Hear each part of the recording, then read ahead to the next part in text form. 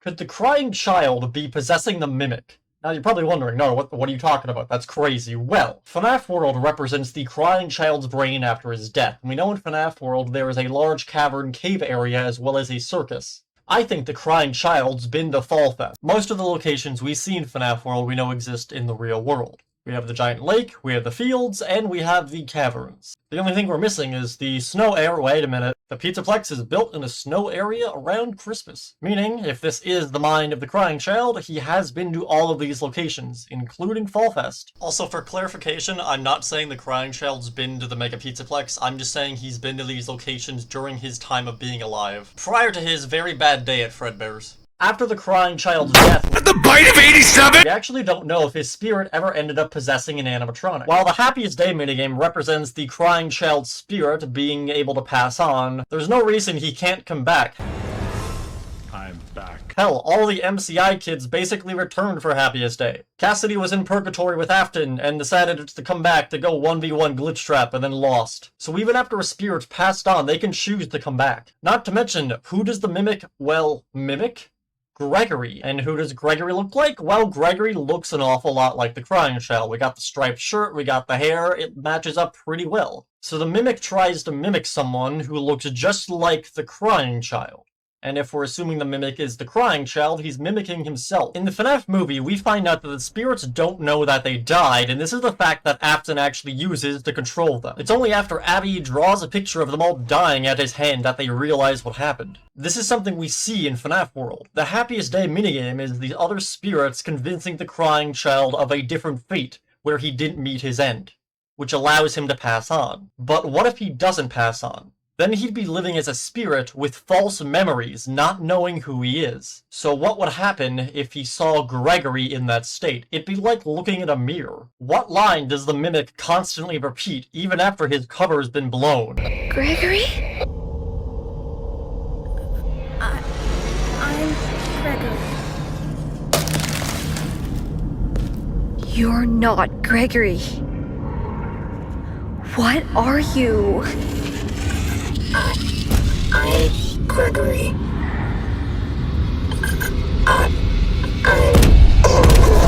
I am Gregory. Maybe he doesn't mean Gregory specifically, but the body he used to look like before he met his gruesome end at the hands of Fredbear. Not to mention the fact that if he were to be possessing the mimic, would he have to be fighting against the Mimic 1 program? In a very similar way to his father. 3 years! I've been in here for 3 years! Please stop. Your mother would be very— You can lure Springtrap away with Balloon Boy's sound effects because it's the animatronic looking for other people in the establishment. It's not because Afton wants to go find Balloon Boy.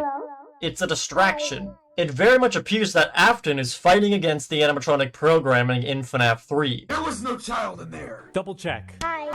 So how fitting would it be if his son ended up in the exact same situation? Trapped in a body, programmed to basically refuse his actions, stuck watching, helplessly behind the eyes of a cold-hearted killer. The Mimic.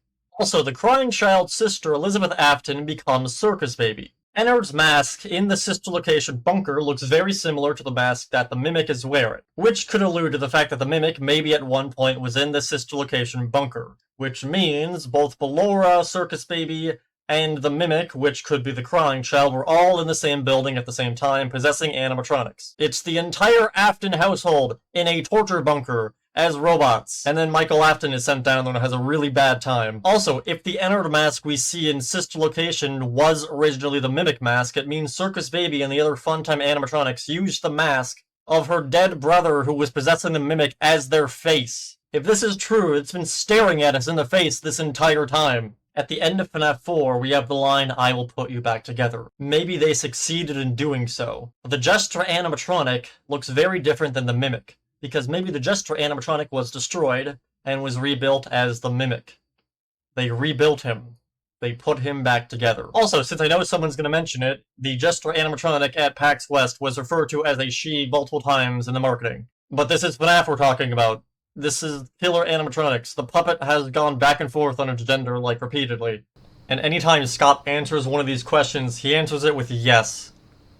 Okay, People have been asking me about Mangle's gender for almost a year now, and I think it's time that I finally answer the burning question about whether Mangle is a boy or a girl, so that this community can finally put the matter behind them. The answer is yes. So yeah, I'm choosing not to trust a single thing that has come out of that panel outside of the gameplay and general character design. Because, like, this is Scott we're talking about. He's just the master of trolling. The fact of the matter is, the Jester animatronic looks an awful lot like a prototype of Ennard. If this is the case, we have both of the Afton siblings as circus-themed Jester-like animatronics, both of which at one point would have been trapped in the sister location bunker.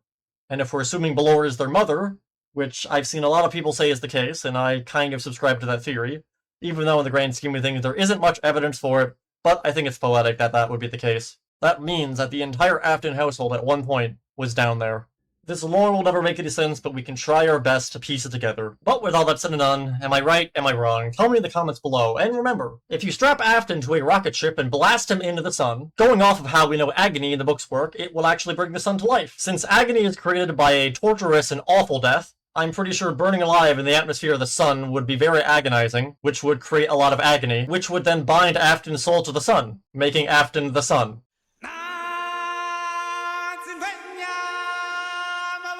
Chihuahua.